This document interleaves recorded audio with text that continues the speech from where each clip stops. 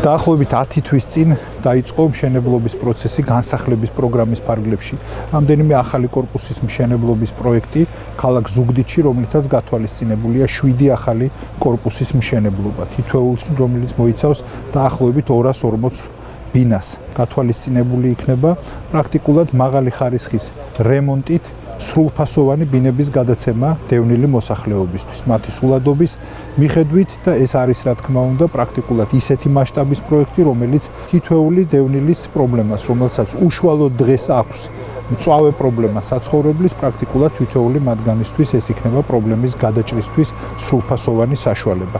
რა თქმა უნდა, ძალიან მნიშვნელოვანია, რომ ეს პროგრამა განხორციელდეს, ეს პროგრამა გაგრძელდეს და რაც ყველაზე მეტად მნიშვნელოვანია ალბათ, რომ რაც შეიძლება სწრაფად ამ ადამიანება, ვისთვისაც გათვალისწინებულია მშენებლობა, აქედან ძალიან ახლოს აფხაზეთის ტერიტორიაზე მალე შეძლონ ცხოვრების გაგრძელება. მიმდინარეობს 1750 ბინის მშენებლობის პროექტი, რომელიც უახლოეს პერიოდში მოსახლეობას დიდად შეუმსუბუქებს ცხოვრების პირობებს.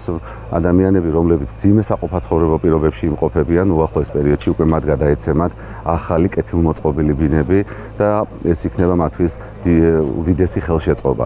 ასევე ზუგდიდში, რა თქმა უნდა, ყველაზე დიდი მნიშვნელობა ენიჭება იმ პროექტებს, რომელიც ხორციელდება ამ ადამიანებისთვის და მე დარწმუნებული ვარ, რომ ეს ლოკაცია სწორედ შეირჩა მათთვის, ქალაქი შენდება და სწორედ ამ ადამიანებისთვის იქნება ეს ყველაფერი გათვლილი.